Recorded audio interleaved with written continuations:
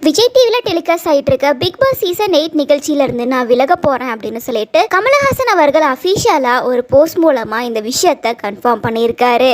அவர் வெளியிட்டிருக்க இந்த பதிவு பலரையும் அதிர்ச்சியில் ஆழ்த்திருக்கு அப்படின்னு தான் சொல்லணும். கடந்த 7 சீசனாக பிக் பாஸ் ஷோவை சக்ஸஸ்ஃபுல்லாக இவர் தான் ஹோஸ்ட் பண்ணிட்டு இருந்தாரு. இதனால் திடீர்னு அவர் விலக போகிறேன் அப்படின்னு சொல்லியிருக்காங்க.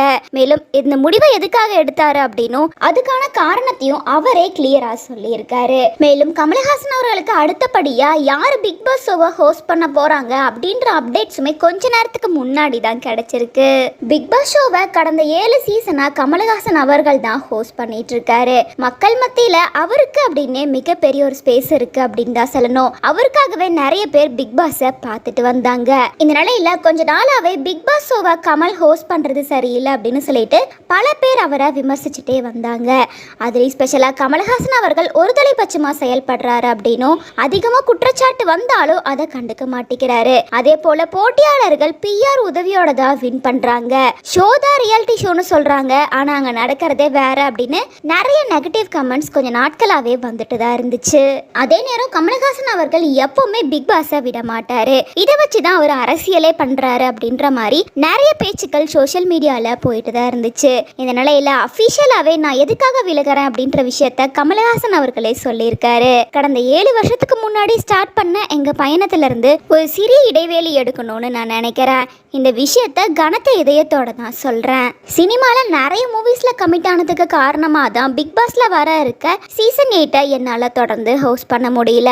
உங்களோட வீட்டில் இருந்துகிட்டே உங்களை பார்க்குற பாக்கியம் எனக்கு கிடைச்சிருந்தது. உங்களோட அன்பையும் பாசத்தையும் நீங்க நிறையவே எங்களுக்கு கொடுத்தீங்க. அதற்காக எப்பவுமே உங்களுக்கு நான் நன்றி கடன் பட்டிருக்கேன். இந்த நிகழ்ச்சி மூலமாக தனிப்பட்ட வாழ்க்கையிலும் பல விஷயங்களை நான் கற்றுக்கொண்டிருக்கிறேன். இந்த கற்றல் அனுபவத்திற்கு நான் எப்போதும் நன்றி உள்ளவனாக இருப்பேன். நாங்கள் ஒன்றாக நேரம் செலவழித்ததை மறக்க முடியாது. அதே போல இந்த நிகழ்ச்சியில் கலந்து கொண்ட பல போட்டியாளர்களுக்கும் நான் நன்றி சொல்ல விரும்புகிறேன். இறுதியாக விஜய் டிவியில அற்புதமான குழுவிற்கு இந்த நிறுவனத்தை ஒரு பெரிய வெற்றியா மாற்றுவதில் ஈடுபட்டுள்ள ஒவ்வொரு குழு உறுப்பினர்களுக்கும் நான் நன்றி தெரிவிக்க விரும்புகிறேன். இந்த சீசன்ல இன்னொரு வெற்றியா இருக்கணும் அப்படின்றத நான் நம்புறேன் அப்படின்னு கமலஹாசன் அவர்கள் சொல்லியிருக்காரு. மேலும் அவரோட ஷூட்டிங்ல ரொம்ப பிஸியா இருக்கிறதுனால தான் இந்த சீசன்ல கலந்துக்க முடியல அப்படின்னு மென்ஷன் பண்ணியிருக்காரு. ஆனா முன்னாடியே பிக் பாஸ் சீசன் 8க்கான ப்ரோமோ வீடியோவை ஸ்டார்ட் பண்ணிட்டாங்க அப்படின்னு பலருமே சொல்லிட்டு இருந்தாங்க. இந்த நிலையில இப்போ இவர் பிக் பாஸை இனிமே நான் ஹோஸ்ட் பண்ண மாட்டேன்னு சொல்லியிருக்காரு. இதெல்லாம் வச்சு பார்க்குறப்ப பிக் பாஸ் ப்ரோமோ ஷூட் எடுக்கும் போதே கமலஹாசன் அவர்கள்ட்ட சம்பள பேச்சு போயிருக்கு. அவர் அதிகமாக சம்பளம் கேட்டதாகவும் அவர் எதிர்பார்த்த சம்பளம் கிடைக்கல அப்படிங்கறனால தான் கமலஹாசன் அவர்கள் இந்த முடிவு எடுத்திருக்காரு அப்படின்னு சிலர் சொல்லிட்டு வராங்க. இன்னும் சிலர் என்ன சொல்லிட்டு இருக்காங்கன்னா கமலஹாசனுக்கு பதிலாக சிம்பு ஹோஸ்ட் பண்ணாலே பிக் பாஸ் ஷோ நல்லா தான் இருக்கும். இதுக்கு முன்னாடி கமலஹாசன் அவர்களுக்கு உடல்நிலை சரியில்லாம போனப்ப சிம்பு தான் கொஞ்ச நாட்கள் ஹோஸ்ட் பண்ணியிருந்தாரு. அவரோட ஹோஸ்டிங் ஸ்டைலுக்கே நிறைய பேர் ஃபேன்ஸா இருந்துட்டு இருந்தாங்க. இந்த நிலையில கமலஹாசன் விலகிறாரு அப்படின்னு தெரிஞ்சதுக்கு அப்புறமா அதுக்கு அடுத்தபடியா சிம்பு வந்தா நல்லா இருக்கும் அப்படின்னு சொல்லிட்டு மக்கள் மத்தியில நிறைய எதிர்பார்ப்பு போயிட்டு இருக்கு. எப்பவுமே பிக் பாஸ் ஷோல எதிர்பாராததை எதிர்பாருங்கள் அப்படின்னு தான் சொல்லுவாங்க.